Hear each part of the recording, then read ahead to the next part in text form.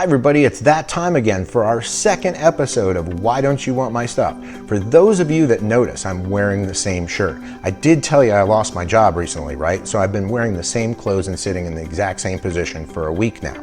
So if every episode looks the same, it's not because I shot them back to back. Okay, it really is because I shot them back to back. Because I got a lot to say. And as I told you, I ramble on and want to talk to you and stay in your living room or wherever, your office or wherever you watch me. So anyway, this is Why Don't You Want My Stuff? And today's hot topic, let me see what it is. It is price anchors. What are price anchors? Do you know? Okay, a price anchor.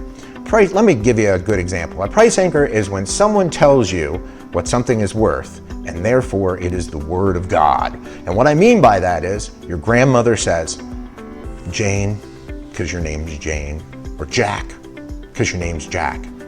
Jack, not that Jack. Anyway, your name is Jack, and grandma says to you, this priceless book printed in 2018 is worth, it's been in your family for 100 years, and it's worth $10,000. And she tells you that 20 years ago. That would be a weird hot tub time machine moment, but she tells you that 20 years ago. Then it's time to sell it. No one in your family wants it and you want to sell it, and you remember it's worth $10,000. And because it was worth $10,000 20 years ago, it only has appreciated, of course, and is now worth $30,000 or $40,000. So then you bring it to an appraiser or to an antique store or a co-op, and you say, hey, I have this book, what is it worth? And they say, well, according to eBay and live auctioneers and all the sites where we can look up the current market value, it's worth about $20. Well, that's the messenger that gets shot. And you don't believe them because you're weighed down with this price anchor. Someone told you what it was worth, and you take their word. And again, I'm not trying to break, grandma knew a lot of stuff about a lot of stuff, and you have to believe it. And at the time, sometimes at the time, this certain antique was worth what they said that, but you have to know today's market. So these price anchors are struggled with by people all the time. Sometimes it's the opposite, where someone has told you for your entire life that this is junk, and it turns out it's now hot and worth money. So I have a whole nother episode and stories on don't throw that away, because it'll be very confusing, because I'm going to discuss how you shouldn't throw things away, and also you should downsize. So it's contradictory, which my life is a contradiction, and anyway. But let me get back to this price anchor. One great example, someone told me, they're like, it's when a father in the 1960s, told their daughter something about a car. Like, when it makes that sound, it's this. Now, because dad knew, now everybody's a mechanic, because what dad told you was the word of God.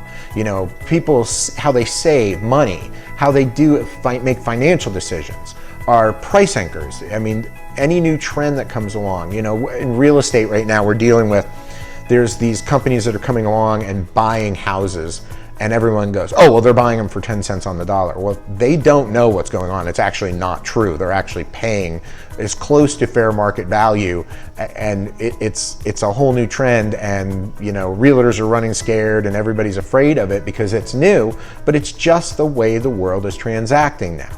But price anchors are like one of the most difficult things to get off your back. I had the same issue when I helped liquidate my parents' estate.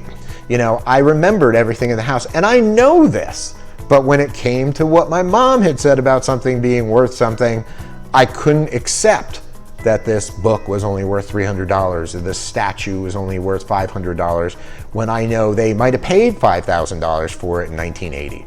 Well, and that's something else I want to explain. Antiques and rarity, and when people would buy things. Things used to be rare. I remember on eBay, it used to be, this is vintage and this is rare. And it was a word that was thrown around like, crazy, it's rare. Well, maybe it was rare in your town, but they made 1 million of them. Maybe it was, it was rare because, no one else had one that you could find. Well, guess what? With Google today, I used to love when someone would bring me something and say, this is rare, and I'd bring up 16 that were for sale that week of the same exact item. And when you would show them that, they would then explain to you how theirs was a little different. And it would be like, this is a 1956 Ted Williams baseball card. It's just like the other 1956 Ted Williams baseball card. Condition aside, et cetera, et cetera. But people would literally think it's different. And that, along with price anchors, is ownership. When you own something, when you have the sense of ownership, it has more value. The great example I heard about, I believe it was Dan Ariely wrote a great book. I believe it's called Irrational Predictability or Predictably Irrational. It's one of the two. Highly recommend the book. I mean, I love the psychology in there. I learned so much from it. But they talk about a guy puts a Volkswagen bus up for sale. And the Volkswagen bus, and he's had it since he was a kid. He has all these memories attached to it. And guess what memories do? They add perceived value to you, because the guy coming to buy it just wants a 1967 VW bus. He doesn't care that you took it to Woodstock. He doesn't care about that stuff. That doesn't mean anything to him. In fact, if you put a ton of miles on it, it actually means less to him. So you have to remember that. So price anchors and perceived value are so important to really just, I would say the 30,000 foot level. I'll use that a lot. Step back at 30,000 feet, step back, no. Jump up to 30,000 feet, look down, and look at the world. Look how many are available of what you're selling, and just accept reality and facts, because all the facts are out there.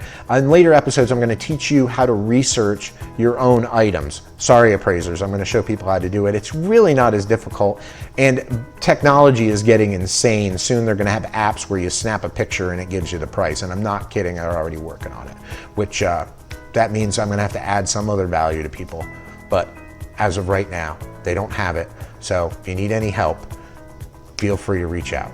Take care. I'm Josh. This is Why Don't You Want Your Stuff? And I'll see you for another exciting episode. Maybe shot 5 minutes from now. Maybe I'll wear a different shirt to fool you. Maybe I'll be in my backyard. Who knows?